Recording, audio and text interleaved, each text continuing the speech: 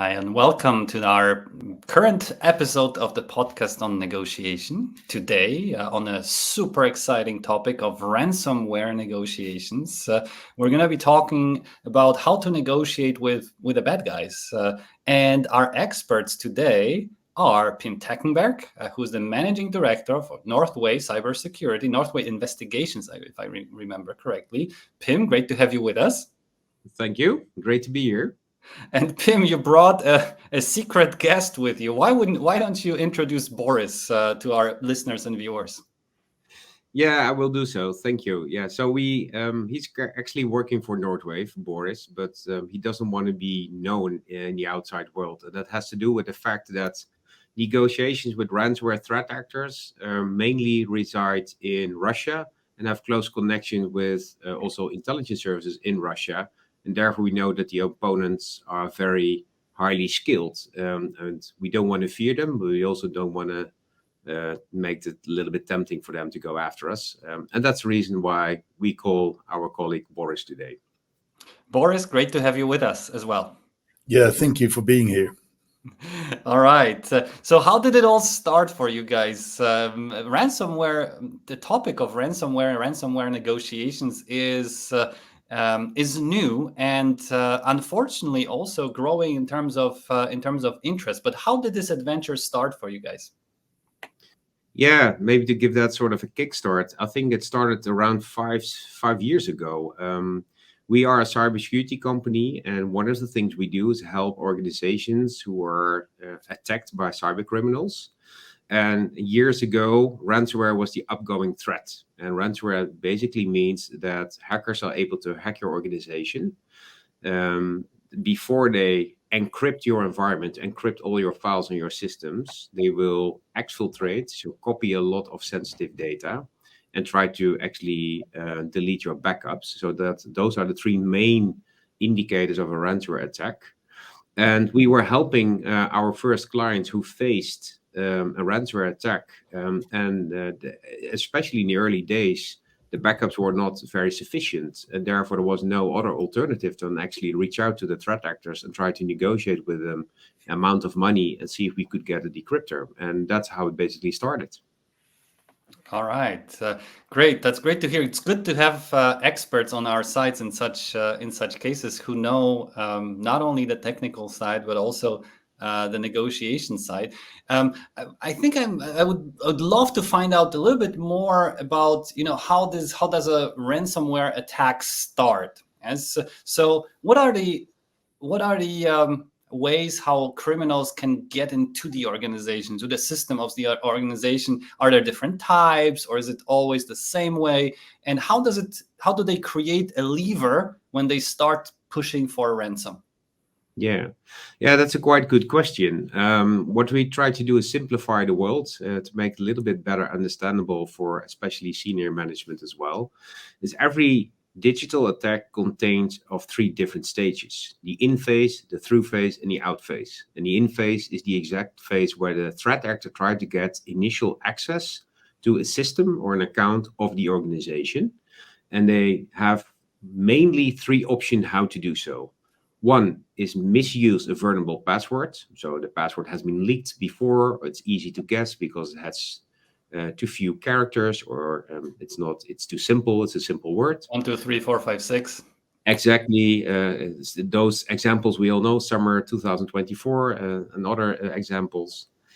Second one is phishing. So people are sent a lot of emails where they either need to click on a link and then they will automatically be transferred to a website and they will be requested to actually log in. It mimics a real website, which looks very familiar to you. Or there's an attachment connected to the email. And once you open that, you will basically install sort of a backdoor for the threat actor, so malicious software. And the third option, how they do it, is misusing vulnerabilities of systems. Every software has by default vulnerabilities in there, and in a period in time they will be found, and the suppliers of the software will fix it with updates, but not everybody knows about the update and the vulnerability, or they're too late with updating their systems, and then they have access to the environment. So that's the in phase, and then afterwards they try to actually go to the crown jewels. So they do some lateral movement, as we call it, and try to escalate their privileges, because most of the cases they have like a basic account where they need an account with more privileges, an admin account or a domain admin account. And once they have done that, then they can actually achieve their objectives. And those are, as I already mentioned, steal a lot of sensitive data, delete backups, and encrypt the files and systems. And if they are successful in those three, then the chances are quite likely that you will reach out to them and come to an agreement with them. Yeah. Okay. This has been awesome, Pim. I'm a very curious individual, but thanks God, I've never been exposed to a ransomware attack. But it seems to me that there are two ways of moving on with this. One is, to somehow solve it on the IT level. Okay, once data is stolen, then it's stolen, right? I mean, there's nothing to be solved. But let's say once systems are encrypted, there is a positive probability, I think, or maybe not. We're going to talk about it in a second. That the IT guys, or you help them somehow encrypt or decrypt, right? Decrypt the data. And the other one is okay. When this doesn't work, then I guess we need to either pay or negotiate and then pay. Yeah? What is the split between these two resolution paths? Yeah, that has been changed over the years, luckily in a positive way. I think in the early days, maybe 8 out of 10 needed to pay to actually get the decryptor, because they either didn't have any backups, or they did not understand the fact that threat actors were deleting backups. So they were just connected to the network. And once, for example, they hacked the systems and encrypted systems, they also encrypted the backups, or they were able to delete it. But the majority of, especially the larger organizations, have quite adequate backup solutions in place, offline backups, for example, and they have, in most cases, an alternative and restore from backups, which is quite a good thing, because then at least you don't need to reach out to buy the decryptor to decrypt systems. The only question still is open then, what kind of data has been stolen from my organization, and how do I value that if that will be leaked on the internet? The dark web, by the way, and what would be the impact if people notice this? And that's a quite hard question to answer. I think that differs from the data, but especially as well to the organization. How do they value that, and what is their assessment of that? And they definitely need to do that on their own. So those could be the two reasons why you would consider coming to an agreement with the threat actors. Mm-hmm, mm-hmm. And what would be the share? How would you say, how often does it occur? Let's say attack attempts or successful, maybe not attempts, successful attacks. Yeah, they get in and do some bad stuff, or evil things with the IT systems. And the cases when companies indeed need support or try to negotiate and then ultimately end up, let's say, paying a certain amount of money in exchange for, receiving the data back or receiving a decryptor. Yeah, I would say that once we are called, I'm already happy, because then at least they call in professional help, because it's an expertise. If there is a fire, you're not going to actually call a doctor. You call the fire department, right? Yes. And I think that's the same. In those cases, I think that in all the cases, we advise to actually reach out to the threat actor to at least get more information to make your assessment, nevertheless, what your current situation is. I think that in 50% of the cases, their companies are still doing a payment. And I think that from that 50%, 4 out of 5 will pay because they don't want the data to be leaked. And only 1 out of 5 need the decryptor. So I think basically around 10% might need the decryptor, and the rest does consider this for other reasons. Got it. Yes, that makes sense. So, what kind of amounts are we talking about here, Pim? If just a rough indication, are we talking about 1 Bitcoin? Are we talking about 100 Bitcoins? Yeah, we have all the cases. So what they basically do is the more mature groups, they try to figure out the revenue, the annual revenue of the organization, and typically they go for between, I think, 2 to 3% of the annual revenue as an asking price, as a starting point of that revenue. and then it's up to the negotiators, what they could reach. So we're talking literally not about thousands of euros, but 100,000 millions of euros. Yeah. Wow, 2% of the let's say I can imagine that the most vulnerable are probably strong SMEs. Yeah, so SMEs probably with revenues of, let's say, 100 to several hundred million. Yeah? So taking 2% out of that, we're talking about 2 to 5 million, right? Am I right? Is that the right number? Yeah, I see some sparkling in your eyes. So apparently, it's quite. It's and this is intriguing. So you're totally right. I think that if the organizations are smaller, it's not quite likely that the professional threat actors come after them, because it's then still a lot of work with not a lot of return on investment. Right. If the organizations are much bigger, just over a couple of billions of revenue, then they are likely better protected. So the payouts will be fewer. So the other ones are exactly in between. And then they also are looking for organizations who, for example, have an important role in a supply chain. Logistic organization, for example, or organizations who are service providers, especially IT service providers, are one of the main targets they go after. Because if you hit an IT service provider, you basically hit all their clients as well. So you see that they aim for certain organizations so that it's more likely that they are successful and that the organizations tend to pay. And we've done payments from a couple of 10,000s to millions. Wow, this is amazing. I have a follow-up question, maybe for Boris. When we look at the process, when you guys are called in, yes, the fire is burning, and the fire is burning. The companies recognize, oops, wow, we have a problem. Yes, we don't know how to solve ourselves. Let's call the experts. Yes, they call you guys, and you get involved in the process. Could you maybe describe how your engagement at the client looks like, how it works? Maybe you have a specific case in mind that you could use to illustrate the process of your engagement. Let's say the negotiate from engaging in a negotiation to a resolution. Sure. Yeah. Well, in general, we actually always work with 2 negotiators per case. So one negotiator is the contact for the board or the client or the victim organization. The other negotiator will actually talk to or write to the threat actor. And most of the time, we define that clearly. And we do that because it's better to always do the 4I principle. So we can discuss, we can think about the strategy. And at the same time, it also reduces the stress, which can be there, of course, for both sides, for either the client or in the communication with the threat actor. So basically, we separate the roles. And if I talk about the communication with the threat actor,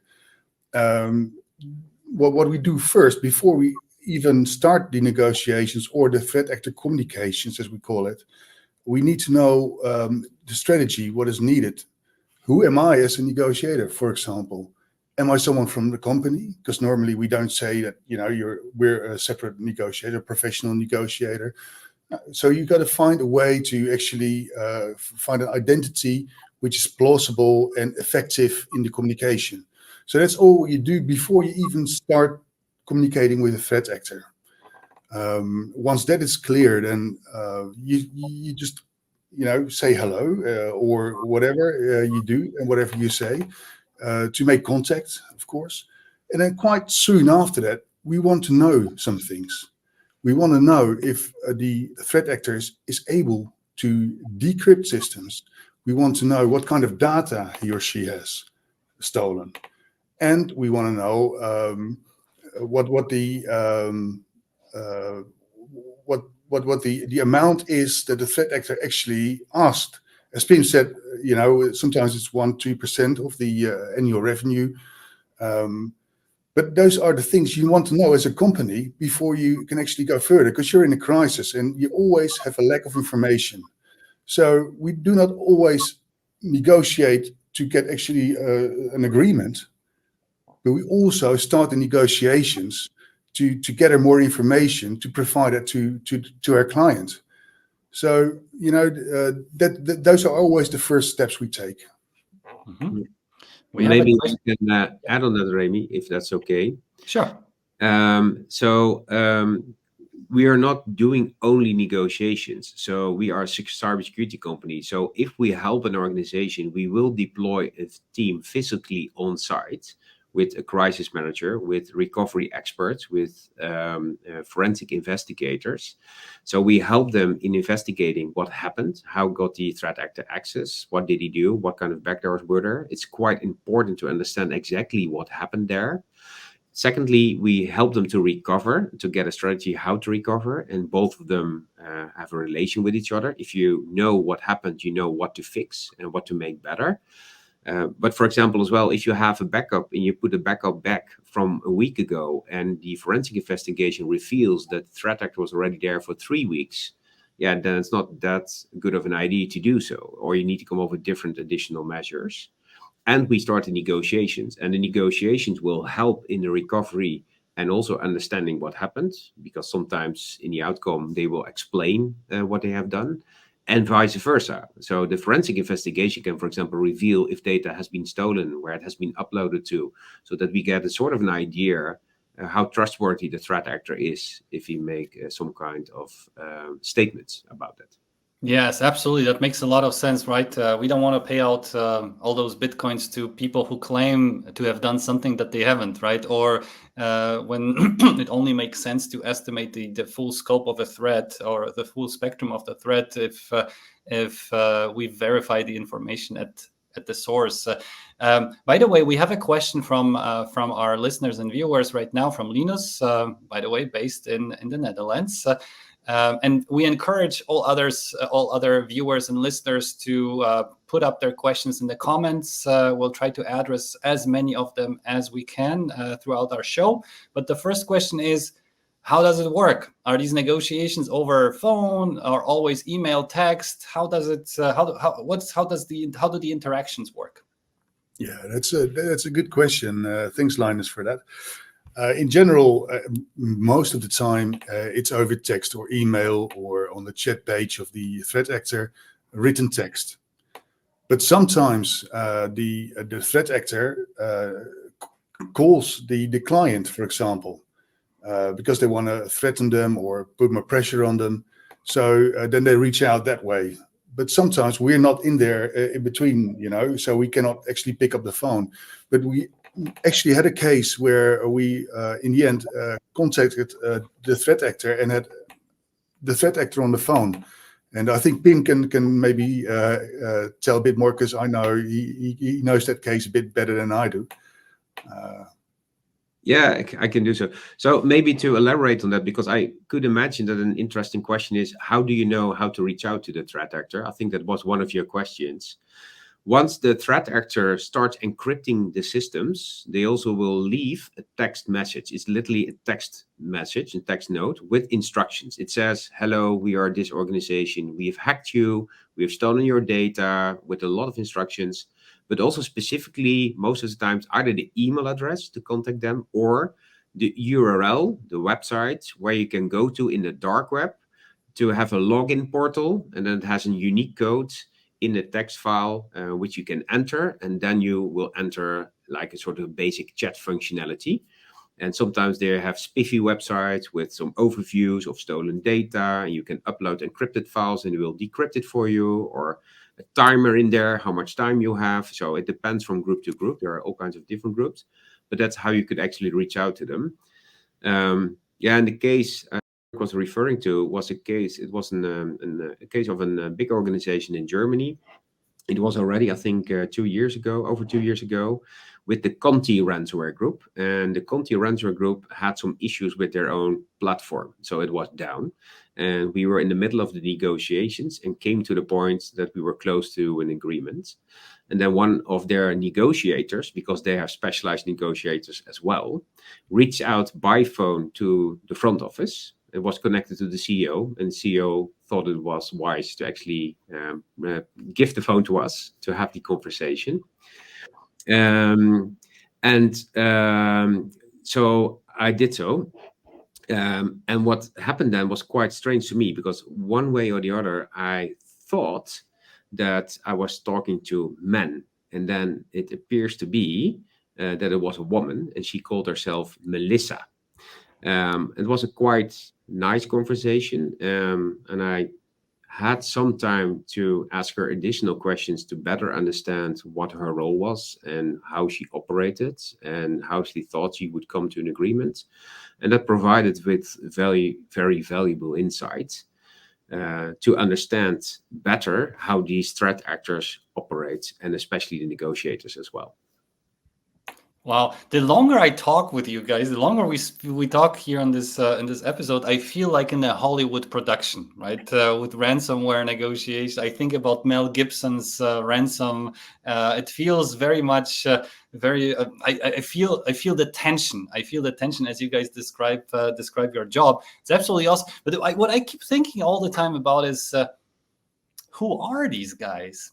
And so who are those criminals? I mean, they have to be pretty damn smart, right? I mean, to hack into a system, it's nothing that 99.9% of the global population is even capable of imagining, not even speaking about conducting such a thing, right? I mean, so they have to be smart, but at the same time, smartness has to go in hand with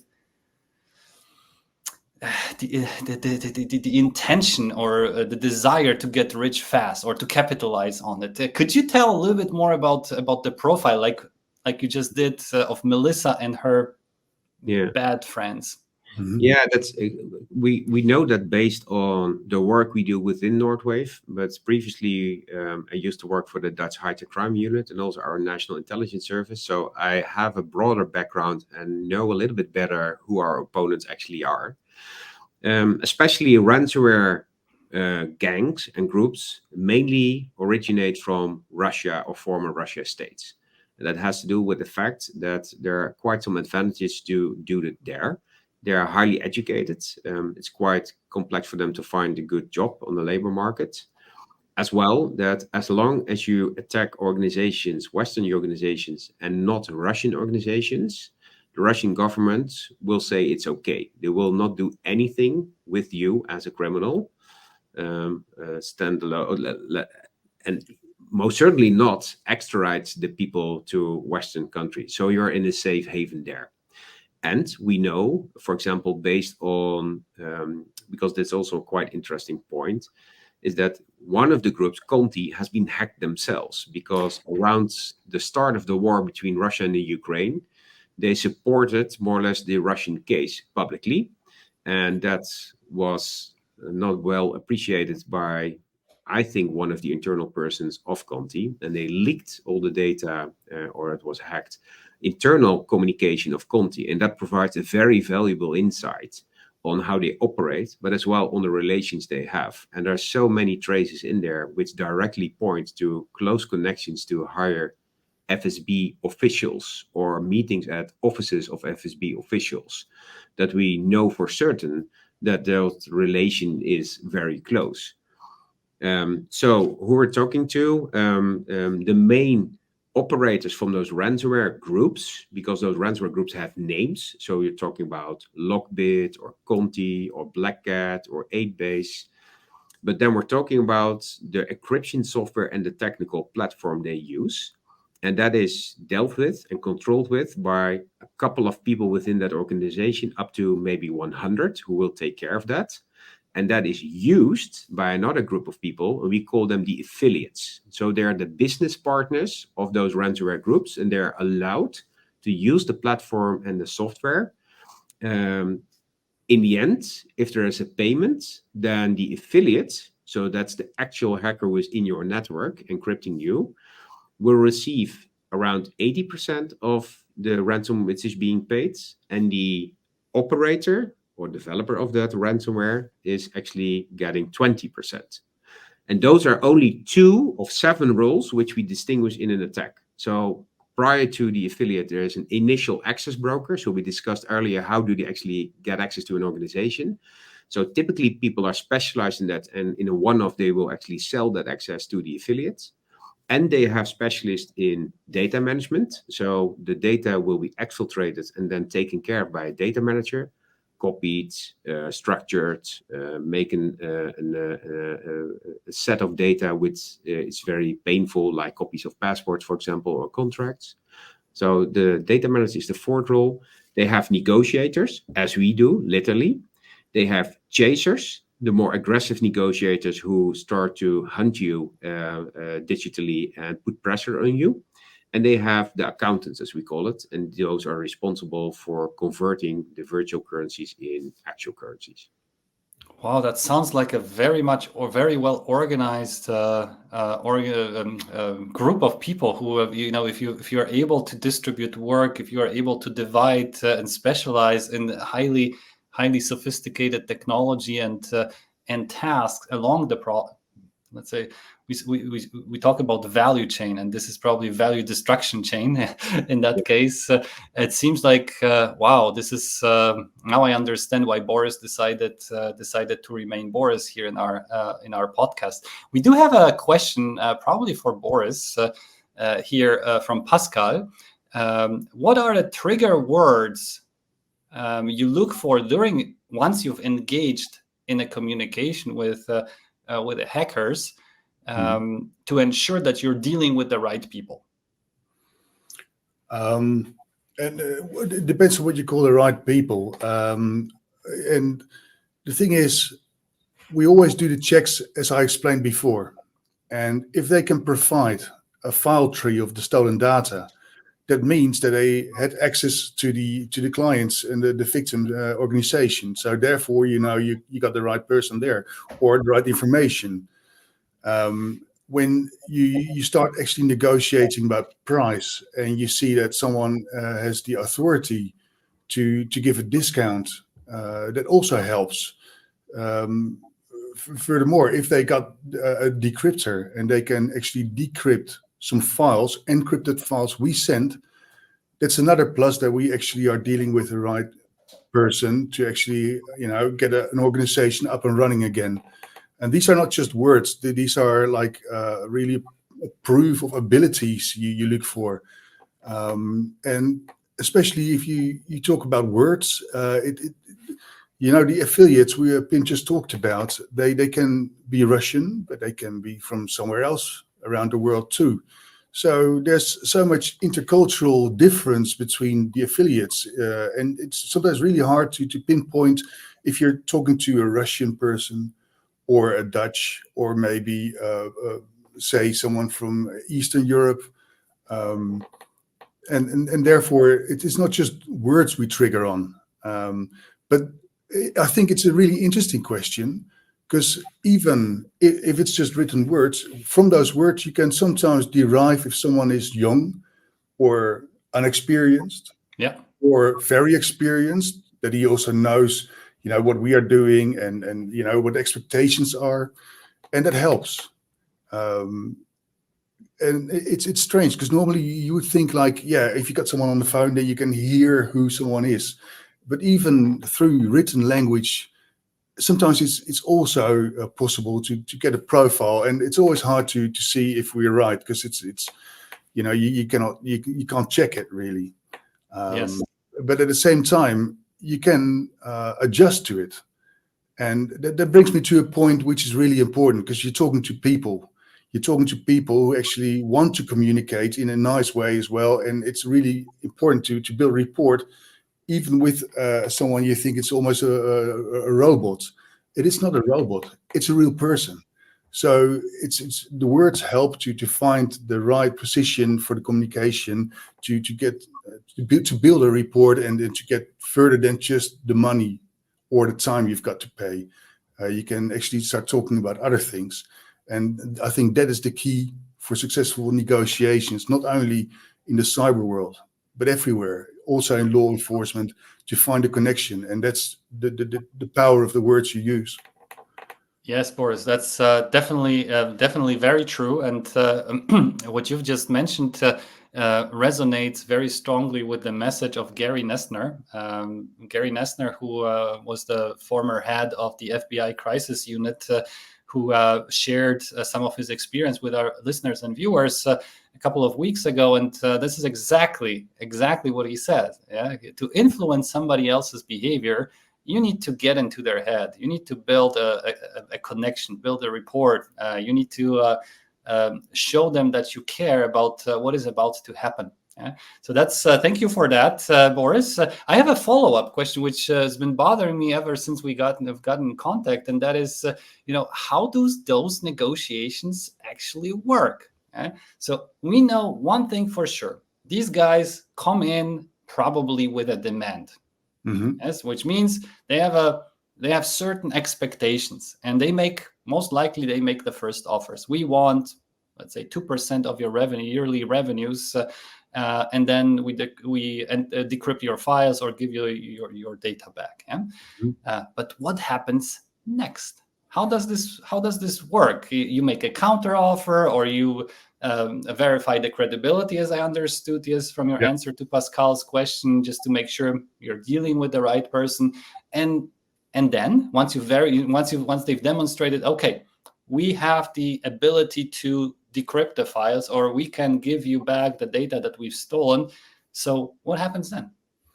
Yeah, I think that's an interesting question as well, especially because you stated that it's most likely that the threat actor gives you a demand, a ransom demand, an amount of money you've got to pay.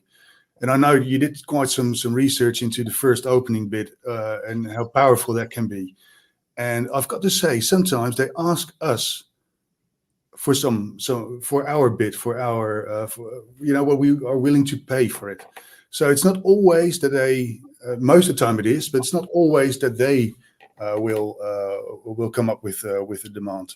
But if they do, and we did the checks as explained before, then we try to make sure that the other side, the threat actor, knows that it's not very easy maybe for us to pay that money at that moment, which is absolutely reasonable, because we're talking about huge amounts of money, and therefore sometimes you take quite a lot of time to actually explain that to them, because it's a real thing. And it's not like you start talking about discounts straight away, because there's so much more you can talk about than just the money. And sometimes that is aggravating the threat actor, and they will put a timer on it, say, okay, now we talked enough, we just want our money. But even then, you can tell about the problems your company has, or the ways it's really hard to finance that kind of money, or if it can be in the books or whatever. There's so many things you can talk about, and personal circumstance, they can be irrelevant as well. So if you're talking to a threat actor, most people think it's about money or just time, but it can be about much more than that. Much more than that. Yes, that makes a lot of sense, Boris. We got a follow-up question. For some reason, we cannot see the name, but it refers to a recent publication in the Dutch press. So, read an article yesterday about Dutch security services being able to react quicker to cyber attacks. How do you guys work together with the authorities, and what are the differences in scope between them and you? Very good and relevant question, whoever it came from. It was something that I was thinking about as well, right? Ransomware attacks are illegal. Yes, this is extortion, yes, which means they should be automatically a subject to a law enforcement action, yes, which probably very rarely is. Or how does the interaction from law enforcement look like in ransomware cases? Yeah, that literally depends from case to case. So some cases, the impact could be so high. For example, think of a hospital being attacked, or a very large logistic organization distributor is attacked. So they could be involved quite a way. But there is one, I think, important thing to understand, is that law enforcement's task is to actually identify and try to arrest a criminal. And our task is to help the organization to get back in business as quickly and securely as possible. And in the majority of the work we do, that will completely align. We have the same interests, but it also could interfere. For example, if you really would like to have all the parts of the evidence to do a proper investigation to come to the identification or the arrest of a criminal, that can take time, and that could interfere in our plan to restore as quickly as possible a backup, and that the acceptance would be and that some of the forensic evidence could be lost. So that is, I think, one of the differences. As well, it's important to understand that there's a difference between a police organization and an intelligence service. So a police organization has the goal to arrest criminals for criminal offenses, and intelligence services has the authority to take care of national security. And what we have seen in the last, I think, 2 or 3 years is that this typically was the domain of the police services, but now it's also the domain of the intelligence services because of the complete destructive impact, economical impact on countries, societies. There's so much money involved. It has so much impact that as well intelligence services are involved. But they have a different interest than the police organizations. So that differs. And how do we cooperate? By default, we always will advise the clients to file a complaint with the police. We think that is quite reasonable to do so. So to provide them with all the information necessary for them to figure out what kind of groups are actually attacking Dutch organizations, for example, or German organizations. So they could actually focus on those groups who hit a country the most instead of solving every individual case, because that's almost impossible. As well, that they not necessarily will in the end come to sort of an arrest, but also would like to think of strategies, public-private partnerships, there are a lot there, to intervene in the criminal process. And one of the things we do, and I'm very proud of, we are one of the initiativers there, is a project which is called Melissa. It's named after the negotiator Melissa I spoke to. And that is a public-private partnership between the Dutch police, Dutch Public Prosecutor Office, the National Cybersecurity Center, the branch organization in the Netherlands for security organizations, and a lot of incident response teams in the Netherlands. And we have the goal to try to really combat ransomware by sharing information and intelligence amongst each other. And that has been quite successful. There's a formal agreement underlying there. A lot of data has been shared, which also has provided some successes in the past already. And I think that's a great way to show how we can actually align and help each other for the greater good. Wow, that's amazing. Yes, you guys are the pioneers in the field, and it's great to hear that you're joining forces with other actors in the scene to make sure that such instances, such cases, let's say, are able diminish or decrease or are solved or resolved quicker. That's awesome. We've talked about entry, we've talked about identification or verification of credentials, so to speak. We talked about the beginning of the negotiation. Let's talk a little bit about the end. How does it? I have 2 questions. Number 1 is, how does it all end? And when there is a payout, how does it work? Are you supposed to leave a bag of unmarked money, right, somewhere behind the barn, right? I'm still, Hollywood is in my mind. Yes, probably doesn't work like that, but nevertheless. And then, do the criminals indeed deliver on what they promise? Do they decrypt? Do they return the data? These 2 questions. How does it work with ransom as such? And number 2 is there trust among criminals? Yeah, so first of all, there's the whole process which Boris explained about the negotiations and actually coming closer to an agreement. And once you have set that agreement, you will come to the point how to actually transfer the money, because the negotiations are in most of times in dollars, US dollars, but the payments are always in Bitcoins or sometimes in Moneros, which are cryptocurrencies.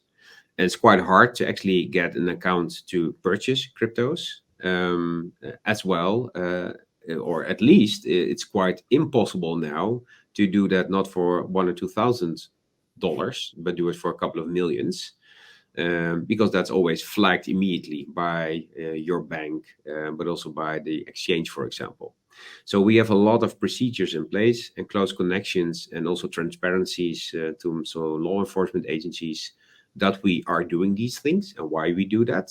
So there's a lot of control on that. But basically, before we actually come to that point, I think it's always important to understand at least one, that we always will check if it's allowed to do a payment legally. In all Europe countries, it is allowed. There's no law which says you're not allowed to pay criminals. So that is legally allowed, but that's an important question to be answered, because it's not allowed. We're not going to do it, obviously. And secondly, even if it's allowed, it could be that some of the organizations or members or groups are on sanction list, international sanction list, and they are considered then as a threat to national security or some kind of terrorist kind of threat. So what we always need to do is check the known indicators of that specific group and specific affiliates to all the relevant sanction lists, to make sure that it will not pop up with a direct or an indirect link. Because if that is the case, there's a no-go for us to do the payment. Not only for ourselves, but as well for our customer, obviously. Because if you do that, you can run in all kinds of additional trouble and you don't want to go there. So there are some formal procedures in place. And once that is approved or okay, then typically the customer needs to transfer the money upfront to us, and we are able to convert it and do the transaction in Bitcoins to the threat actors. Second question, what happens then? Once we have done the payment, normally quite fast, within half an hour or an hour, they will react. So we will obviously confirm or ask them to confirm that the payment has been received. We can follow that, because the strange part about cryptocurrencies is that everybody can follow each transaction online, but you don't know who is the sender or the receiver of the money, but you can follow the transaction, so we can see if it actually has been received. And then what they will do is they will provide the decryptor. So they will not decrypt your information. They will send a piece of software which you can run on your systems, which contains the key so you can decrypt your systems. So that's what happens. So they're not touching your systems anymore, if that is part of the agreement. And or they will delete the data and show you some kind of log file or other kind of evidence or a screen recording that they have deleted the data. Obviously, I need to make the point here that we only can see that for that set of data, but it's quite hard for us to know if there have been any copies. So yes, we're quite sure that they will delete the data, because it's part of the business model. If they would not delete the data or do something with that, and in the end, no one will pay anymore. So we're quite sure that they will do so, and they provide evidence of that. And third part, in most cases, they also will provide, they call it a vulnerability report or a report, which literally states how they were able to hack the organizations, what they have done. Really? Yeah, and sometimes So they even do you the attacked companies a favor and help them become less prone to future attacks. Yeah, favor. I'm not sure if that's a favor, but at least they will tell us then how they were able to hack the organization, which is valuable information, because we could either check that and reference that with our own findings of the forensic investigation. And yeah, if both say the same, then it's quite certain what happened there. So that is the package deal normally you will get. And then, yeah, the conversation with the threat actor will more or less close down. All right, that's absolutely exciting. I keep digesting what I'm hearing from what I've been hearing from you, Pim, and Boris in our podcast, and I still find myself in a Hollywood movie somewhere in my mind. But okay, so we've closed the process. A threat has been removed or resolved, and now let's zoom out a little bit. So what can companies do? Number one, to prevent such attacks, And number two, what shall they do when they figure out, whoops, we've been hacked? Pim, I think that's a question to you. Yeah, so the good thing is that it's not that complex to make sure that you are actually quite adequately protected against these kinds of threat actors. Because one of the misunderstandings or misconceptions is that it's a sort of a targeted attack. That it's not the case. I told you about the role of the initial access broker. That's not the one who's going for a list and says, oh, Northwave, I want to hack Northwave. No, they try different things, send phishing emails, looking for vulnerabilities, looking for already misused passwords and accounts. And once they actually figure out one which still works, they have an entrance to the organizations, and then they qualify their lead, as I call it. So they're going to check what kind of organization did I actually have access to. And based on that account or access has a value. So it's quite random. So if you make sure that you're not be vulnerable for one of the three things I told you, so basically what you need to do, first of all, have the right backups, because then you always have a way to actually go back to an earlier stage. That's very important to do so. Then make sure that every single point of access from outside to the network of the organization has multi-factor authentication. So not only a username and a password, but also sort of a code, an OTP, a one-time password, or a text message which will be sent with a code. That is an additional layer of protection to prevent misuse of account takeover. Secondly, make sure that if there are updates available for software, patch it as quickly as possible. So install the update as quickly as possible, because then you are protected for that vulnerability which criminals try to exploit. So that's important. And the last part, if all those preventive measures do not work good enough, make sure you have monitoring in place. So the digital cameras in your environment. So either you can do it yourself or go to a provider as Northwave, who will have the ability to provide you with a managed SOC. And then we will put sensors in your network, monitor all your endpoints, and we will be the guards to protect you. And if we see any malicious behavior, we will act immediately upon that. So even if there will be some kind of infringement, it will be notified quite quickly, and then the impact will be low. Because if the mean time to detect and respond is low, then there's almost no impact from the side of the criminals. Yes, that makes a lot of sense. Thank you, Pim, so much for a detailed explanation. When you look forward, right? I mean, technology is changing. So on one hand, it's easier to send and receive money anonymously. On the other hand, so cryptocurrencies are becoming more and more popular. On the other hand, encrypting technologies advance. We are at the verge of having access to quantum computing, which might make decrypting easier, maybe at some point of time. So, what is your prediction with respect to the frequency and intensity of ransomware attacks in the future? Yeah, I think quantum computing makes it easier to decrypt if it's not encrypted with quantum computing as well, because otherwise we're in the same red race. Exactly. Yes. Yeah. So I'm quite optimistic about that rat race, because I think in the end that the good guys will always find solutions to be protected against the bad guys, and they will always try to figure out ways to circumvent that. But I think it's a battle we need to continue to do so with all the best efforts we have. Yeah, what I would expect in the near future, the gains of these kinds of attacks are so high.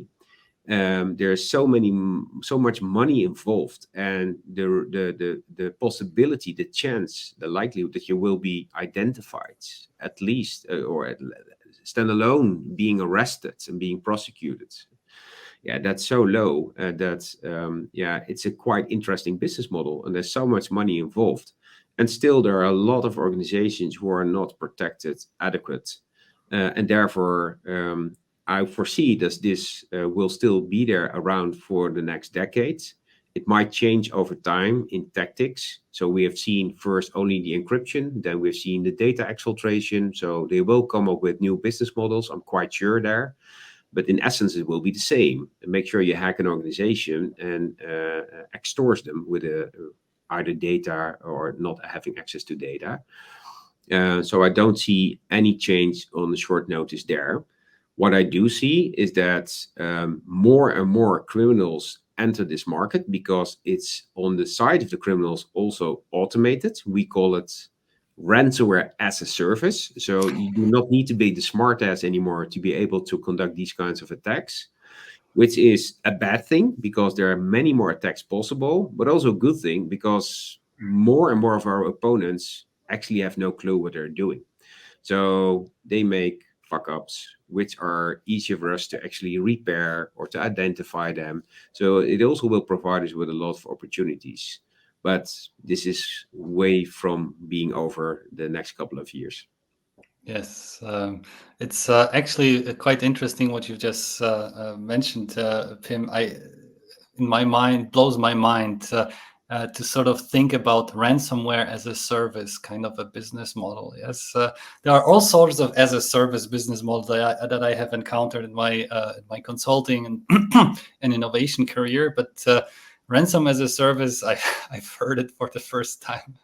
But it makes sense, right? I mean, this allows specialization, right? And separation from development, which is highly, how do I say it? Which is highly specialized, requires individuals with very sophisticated skills, from access, which is a completely different activity. Yes, which logically I embrace this, but it's just a surprise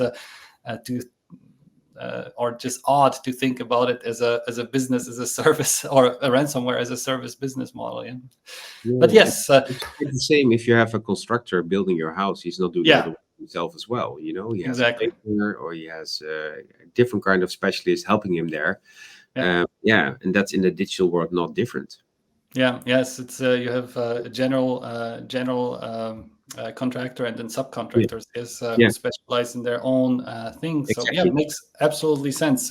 So let's talk about greatness. Our question for Boris, my last question for Boris. Boris, what do you think that hackers are good negotiators? Well, it depends. It really depends. I encountered some really good negotiators and some really bad ones. But in general, I mean, how do you want to say if someone is good? I mean, the amount of discount, maybe that's something you can use, and the more discount they give, the worse they will be. Well, I don't think so, because it all depends on the starting bid and how you evaluate the stolen money and the necessity to actually get a decryptor. So there are so many factors to take into account to say someone is a good negotiator or not. But in the end, you always find people willing to give discounts only after a fight. They if you get something for free almost, then you always are left with this feeling like, oh shit, I could have get more out of it. Or on the other side, maybe the same. So I think it's always interesting and almost necessary to have some struggle to come up eventually with an agreement with which we are actually, thinking, okay, this is acceptable. The client thinks it's acceptable, and the threat actor, which sounds really weird in a world of extortion. Yeah, it does. It's almost like a normal business negotiation that way. But if it goes too easy, then the feeling is left, this is not a good negotiator, or this is not a good negotiation, maybe from our side. Yeah, that makes a lot of sense. I know I promised it, my last question to be the last, but let me follow up with another one. Yeah, have you ever met a nice hacker negotiator, someone you actually enjoyed negotiating with, as you were talking about the amount of ransom and or discount? Yeah. You did? Absolutely. Okay. Yeah. I had some really nice conversations with them, and nice in the way that they actually. I had this threat actor once who said, like, "Oh wow, I feel I'm talking to you like a friend," and he was, explaining things, how it worked, and this is strange if you got like this Russian criminal image in your mind. And that's all about, building the report and finding, how to get closer to the threat actor. And then the conversation doesn't have to be rough. You don't have to fight all the time. It can be nice. And sometimes then, even if it's a nice conversation, it can be really effective to start arguing and maybe start fighting almost to get even a better position afterwards. So it's something you play with. It's something, you can change. And I think it's much easier to do that if you type the conversation instead of talking on the phone with someone. So you can more, compose the message than when it's right here, right now on the phone. You've got to do it. So yeah, I had some really nice conversations as well. Wow, that's quite amazing. It's contrary, as you correctly pointed out, contrary to our common perception of such processes, of them being extremely unpleasant. Probably also we owe it to the Hollywood screenplayers, so to speak. All right, guys, my last question is always about greatness in negotiations. So we abandon the space of cybersecurity, ransomware negotiations, and I always ask my guests about great negotiators. So individuals who have made a significant influence, impact on you, who have impressed you, be it contemporary or historical. Anyone that comes to your mind when you think about greatness. Yeah, I think that there's always basic stuff you need to take to you to be a good negotiator. And that is, for me, the book Never Split the Difference from Chris Voss. I think he is very well known, although it's typical American, the approach, but a lot in there. It's quite useful and quite nice to understand. And I think he described a broader spectrum of different kind of negotiations, not only business negotiations, but also more police kind of negotiations. And I think that is valuable for us because we are somewhere in between. We are trying to fix sometimes some kind of a deal for a victim organization with criminals. And therefore both help a lot. So yeah, for me, he is a great example. All right. Boris, would you like to add someone to this list? Not per se in name, but I always admire people who can cross boundaries. And what we're trying to do here as well is always to give training to the negotiators, which is based on law enforcement crisis communication in combination with business negotiations and academic research backgrounds. So you are able to cross the boundaries and use whatever ground you need for a good conversation. And on top of that, I can say that there are more negotiators within Northwave, and they all got like really specific backgrounds. For example, some are background in psychology or criminology or information security, name it, or crisis management. And I think the broader your basis is and the knowledge you have, the stronger you will be as a negotiator. So expand and try to cross the boundaries which are left there. And of course, I mean, Chris Voss is great, and Nussner is great, and there are so many. Even Mandela was great. You can say they're all great negotiators. But I think the strongest point and the power is to make it like a one huge field to dig on and to plow on. And so I don't give you a name. I just give you an idea. We love ideas and names together. Thank you so much, Pim.